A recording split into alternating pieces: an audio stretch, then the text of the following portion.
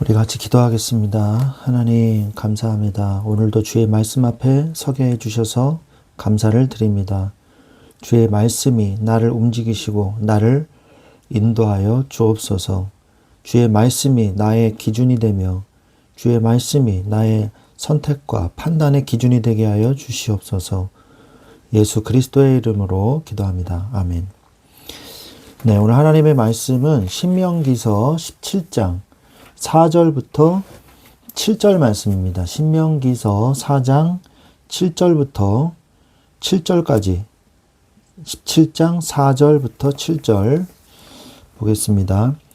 그것이 내게 알려짐으로 내가 듣거든 자세히 조사해 볼지니 만일 그 일과 말이 확실하여 이스라엘 중에 이런 가증한 일을 행함이 있으면 너는 그 악을 행한 남자나 여자를 내 성문으로 끌어내고 그 남자나 여자를 돌로 쳐 죽이되 죽일 자를 2사람이나 3사람의 증언으로 죽일 것이요 한 사람의 증언으로는 죽이지 말 것이며 이런 자를 죽이기 위하여는 증인이 먼저 그에게 손을 댄 후에 뭇 백성이 손을 댈지니라. 너는 이와 같이 하여 너희 중에서 악을 제할지니라. 아멘. 네. 우리가 병이 걸리면요. 만약에 암이 생겼다. 그러면 그 암 덩어리를 제거해내야죠. 잘라버려야죠. 안 그러면 어떻게 됩니까? 그 암이 온 곳곳에 다 전이가 돼서 그 사람의 전체를 다 사망에 이르게 하지 않습니까? 그래서 이스라엘 백성도 마찬가지입니다. 하나님은요, 유독 우상숭배에 대해서는요, 절대로 용서하지 않으셨어요. 그리고 그 우상숭배한 사람에 대해서 반드시 그에 상응하는 벌을 분명하고 단호하게 내리셨다는 것을 오늘 말씀을 통해서도 볼 수가 있는 것이죠. 그래서 오늘 3가지 부분에 대해서 오늘 말씀을 하고 계시는데 첫 번째가 우리가 방금 읽은 내용 중에 하나인 우상 숭배자에 대한 처벌 절차입니다. 그러니까 우상 숭배했다 그러면 돌로 쳐 죽이라 그냥 이걸로 끝난 것이 아니라 어떻게 적법한 절차에 따라서 재판을 하고 형을 집행해야 되는지 그 부분에 대해서 말씀을 하고 계시는 것이죠. 그래서 먼저 2사람 또는 3사람의 증인이 있어야만 한다. 반드시 한 사람 가지고는 절대 재판할 수 없다. 왜 그렇게 했을까요? 한 사람이면은 다른 의도로 다른 목적을 가지고 그 사람을 죽일 의도로 원수 갚는 마음으로 얼마든지 누명을 뒤집어 씌울 수 있지 않습니까?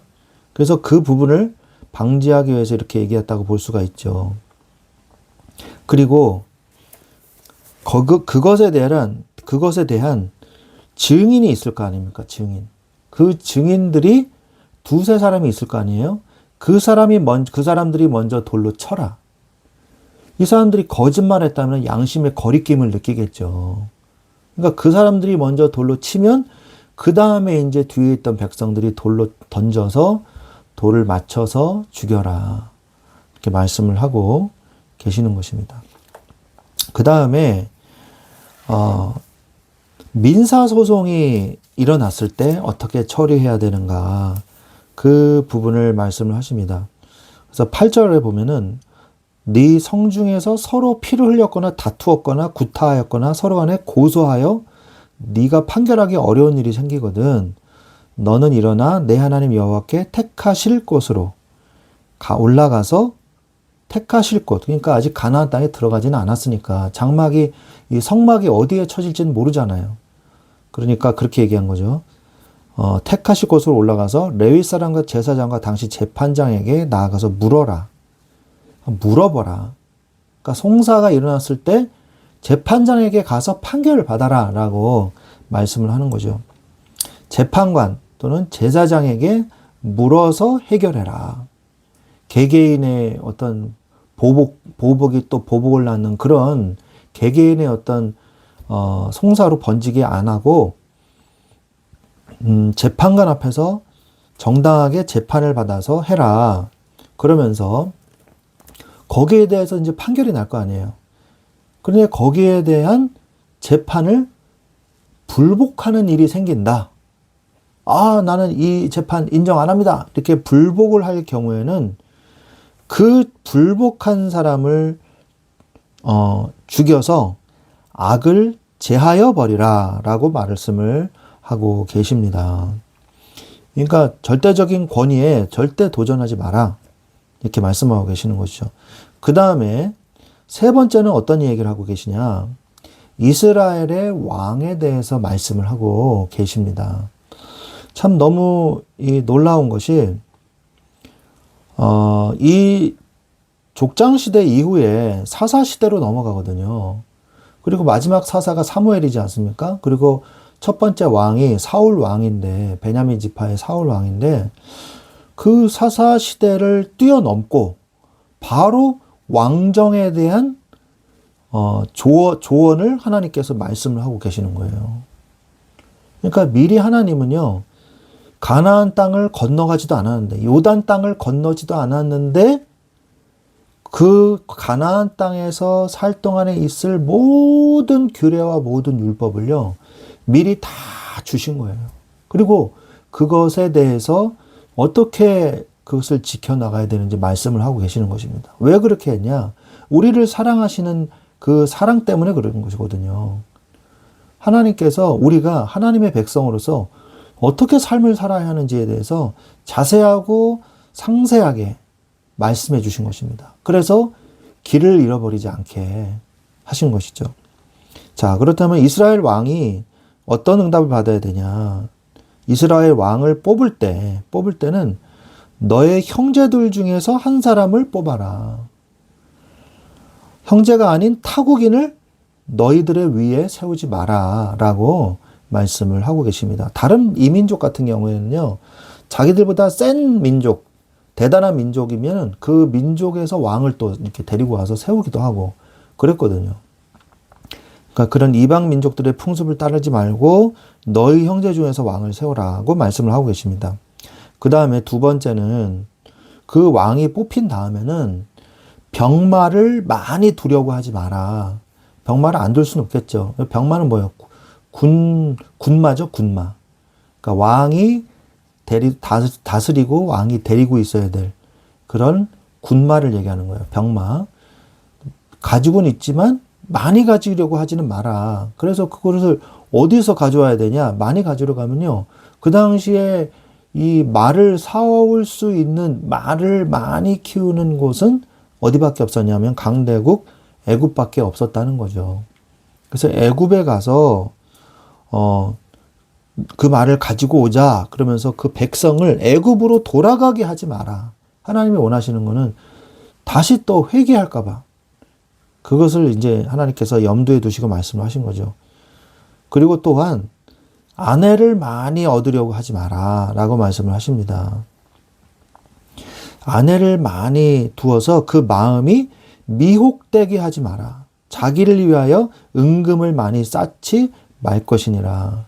이렇게 얘기를 합니다. 병마, 아내, 은금, 은과 금을 많이 쌓아두려고 하지 마라. 그것은 우리를, 그 왕을 미혹하게 만드는 거다라고 말을 하죠. 그러면서 마지막으로 이제 세 번째는 뭐냐면, 이게 제일 중요한 겁니다.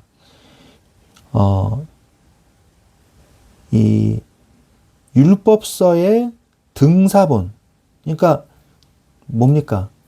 율법서를 카피한 거, 사본을 얘기하는 거예요.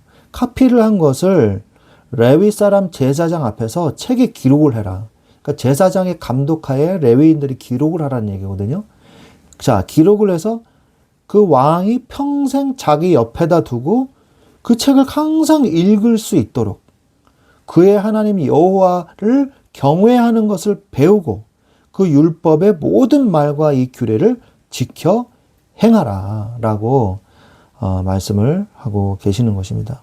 그렇게 한다면, 그리하면 그의 마음이 그의 형제 위에 교만하지 아니하고 이 명령에서 떠나 좌로나 우로나 치우치지 아니하리니 이스라엘 중에서 그와 그의 자손이 왕위에 있는 날이 장관이라. 그렇다면 그 왕위가 영원히 계속 이어질 거다라고 말씀을 하고 계십니다. 왕이라고 해서요, 아무렇게나 막 할 수 있는 게 아니에요. 왕이라고 해서, 내가 원해. 저거 내 맘이야. 이렇게 해. 저렇게 해. 이렇게 할 수 없다는 거예요. 그게 무슨 말입니까? 왕의 권위보다 하나님의 말씀의 권위가 위에 있다는 거죠. 이게 중요한 거예요. 하나님의 말씀은 곧 이스라엘 나라의 법입니다. 법이에요. 그래서 법을 어기면 왕도 떨어져 나가는 거예요. 그런 왕들이 너무 많죠. 사실 첫 번째 왕, 사울 왕도 하나님의 말씀을 어겼죠. 그래서 자신이 스스로 군림하려던 것을 하나님이 폐위시키셨죠. 사실은. 그래서 다윗에게, 사무엘을 통해서 다윗에게 기름을 붓지 않습니까?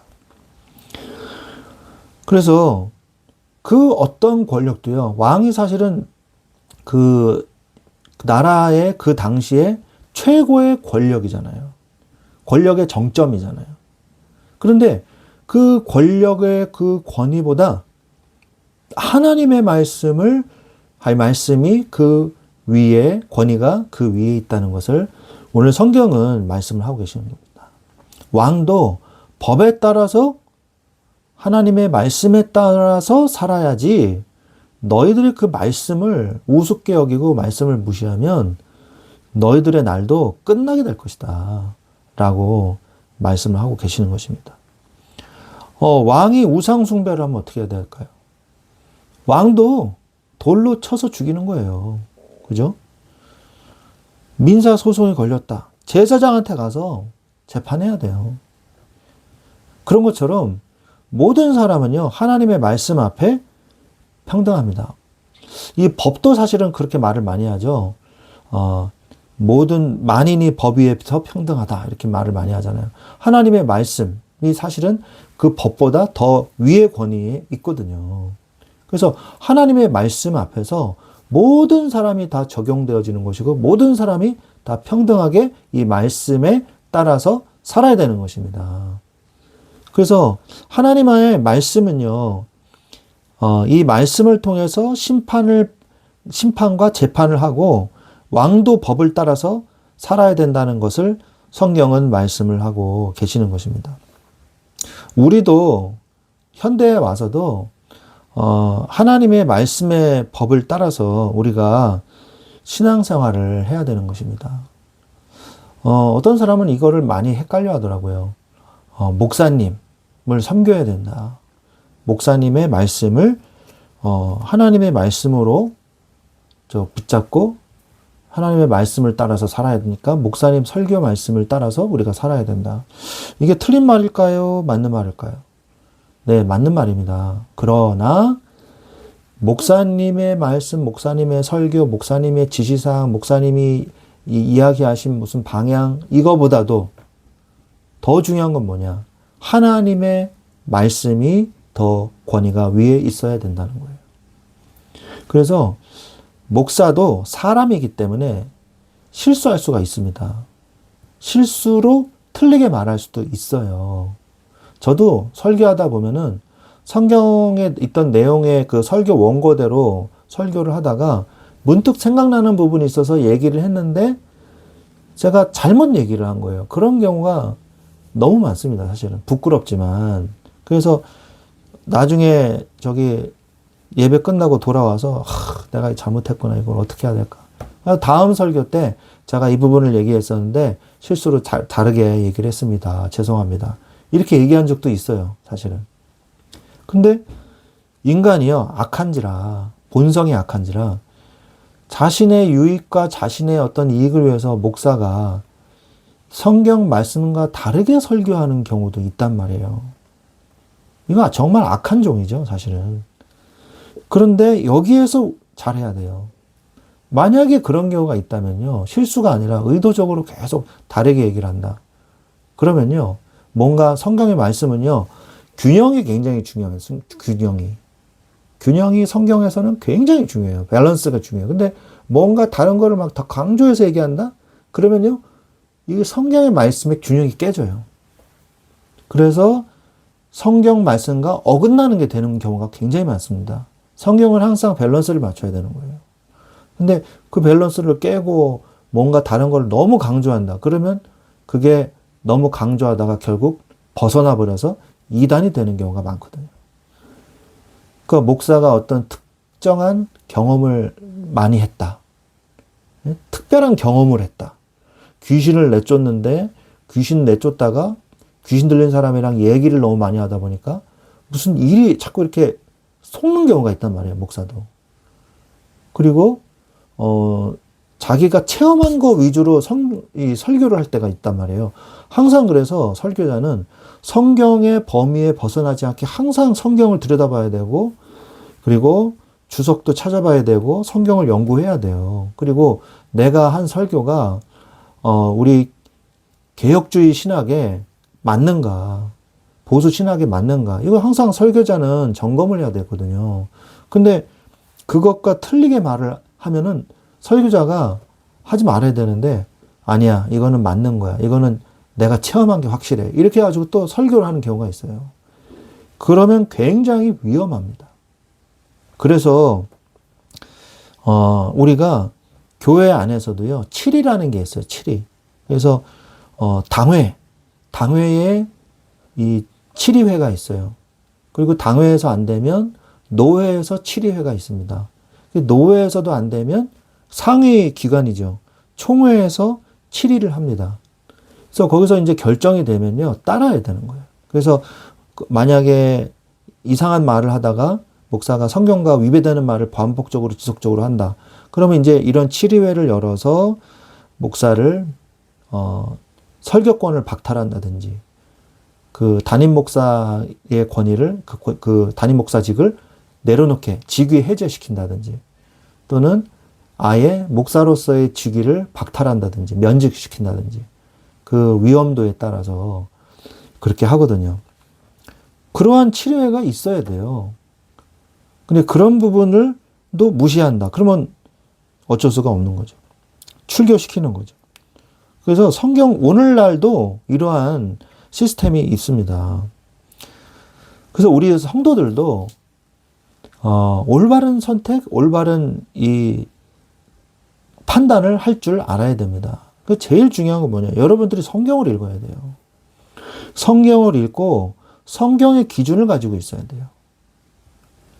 그래야지만 목사님의 말씀을, 이 설교를 듣고 아멘 할 수가 있는 거거든요. 성경적으로 우리가 설교를 하면요, 더 아멘이 됩니다. 그런데 성경과 반대되거나 성경에서 정확하게 얘기하지 않는 거를 너무 구체적으로 얘기한다거나, 성경도 너무 한 1 정도만 얘기한 건데 3까지 간다. 그건 잘못된 거거든요, 그것도. 그건 이제 상상의 나래를 핀 거거든요. 그러면 안 되죠. 성경이 가는 만큼만 가야 돼요. 근데 그걸 벗어난다? 그러면 빨리 그걸 판단할 줄 알아야 됩니다. 그리고 목사님한테 질문해야 돼요. 그거 성경에 이런 내용인데 제가 몰라서 그러는데 겸손하게 이런 부분이 좀 목사님 말씀하고 이게 잘 맞질 않아서 근데 어떻게 된 걸까요? 이렇게 물어봐야 돼요. 그 물어봤는데 목사님이 자꾸 틀린 말을 한다. 그러면 이제 조치를 취해야죠. 자, 그래서 선택과 판단은요, 하나님이 하십니다. 성경이 기준이 돼야 돼요.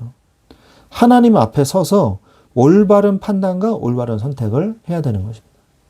우리도 너무 답답하니까 자꾸 이렇게 목사님한테 찾아가고, 또 어떤 경우는요, 기독교식 무당이 있더라고요. 예언자라고 그러면서 돌아다니는 사람들이 있어요. 어떤 모임에. 학교에도 선생님들 사이에서도 막 가서 예언해주고, 막 기도해주고, 막 이런 사람들이, 그거 굉장히 위험합니다. 성경 말씀하고 맞질 않아요, 그거는. 그래서 예언자도 예언을 할 때 그 예언이 하나님 말씀하고 맞는가를 다시 한번 말씀으로 검증을 해야 돼요. 그것도 굉장히 중요하죠. 그래서 늘 성경 앞에서, 코람 데오라고 합니다. 하나님 앞에서. 코람은 앞에서 이런 뜻이고, 데오는 하나님이라는 뜻이죠. 그래서 하나님 앞에서 그 다음에 성경 앞에서, 그리고 모든 것을 성경을 기준으로 해서 우리는 판단하고 생각하고 기도해야 되는 것입니다.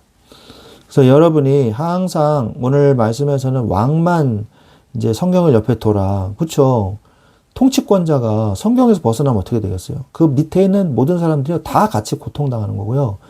망할 때 다 같이 망하는 거예요. 그래서 열왕기 상하에서 그 많은 불신앙적인 그런 일들이 벌어지고 우상이 창궐했던 거예요. 그러니까 대표자 지도자가요. 우상 숭배하고 성경에서 벗어난다? 담임 목사가 성경에서 벗어난다? 굉장히 큰 고통을 겪습니다. 그럼에도 불구하고 우리는 어디 앞에 서야 된다? 성경 앞에 서야 된다. 성경을 기준으로 살아야 된다. 목사님의 설교보다 성경의 권위가 더 위에 있다. 이것을 아시고 항상 성경의 말씀에 비추어서 여러분의 올바른 선택과 판단을 하시기를 예수 그리스도의 이름으로 축원드립니다. 기도하겠습니다. 하나님 감사합니다. 우리의 인생에서 선택하고 판단해야 될 그런 기로에 섰을 때 늘 하나님의 말씀 앞에 우리가 서게 하여 주시옵소서. 오직 하나님의 말씀이 최고의 나의 기준이요, 나의 이 선택의 기준임을 고백합니다. 주님께서 오늘 왕에게 말씀을 곁에 두고 늘 읽으라고 말했던 것처럼 저도 또한 하나님의 말씀을 늘 곁에 두고 묵상하며 읽으며 주의 말씀이 그런가 하여 늘 생각하는, 주의 말씀과 인생이 함께 가는 그런 하나님의 자녀가 되게 하여 주시옵소서. 감사하며 예수 그리스도의 이름으로 기도합니다. 아멘.